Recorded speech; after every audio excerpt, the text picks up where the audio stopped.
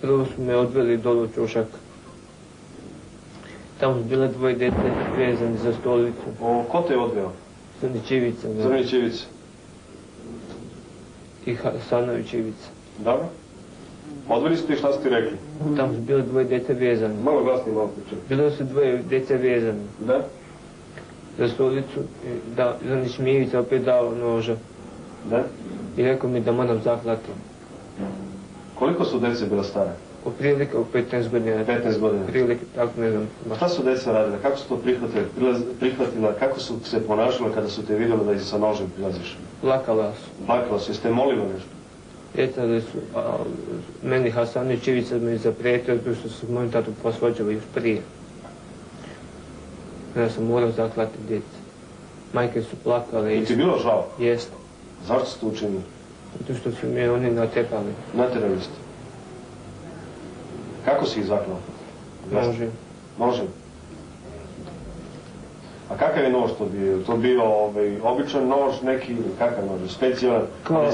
Kao Rambo nož. Kao Rambo nož?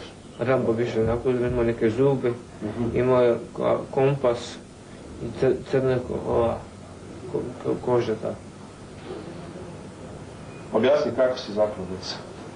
Sa levom ruku sam, ako su bili vezani, uvotio sam za kosu i prešao do pola nožem. Samo da te pitam, jesi ti tada to sve radio u normalnom stanju? Da nisi pre toga popio neki lek, neki prašak, nisi dobio? Bio sam, prije toga su mi bili dali injekciju. Ko ti je dao injekciju? Crnić Ivica. Crnić Ivica. Jesi ti to dobrovoljno prihvatio tu injekciju? Nisam. Nego? Bio sam prisiljen. Ti sve si radio, ako te shvatam, sve pod prisilom si radio, tako? Da. Dobro? Dobro. Koliko neposredno pre nego što si zaklao djecu, koliko vremenski neposredno pre toga si dobio injekciju? Dobio sam injekciju, vreme ne znam baš točno. Pa koliko, 10-15 minuta pre toga, koliko? Bilo je malo više. Malo više. Dobro, objasni sada šta si postupao kako si postupao sa djecom? Prišao si im, ona su plakale, tako? Da. Idemo dalje, pričaj. Ona su sa levom rukom uvotio za kosu i priklo jedno dijete. Kako si ga priklo, objasni? Preko grkljena, jel? Do pola. Do pola? Da. Jesi bio okrvavljen?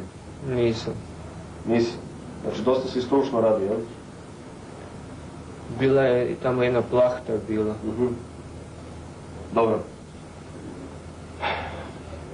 Jel gledao neko sa strane taj tvoj čin, sve to što si radio? Gledao neko? Gledali su majke. Majke su gledale?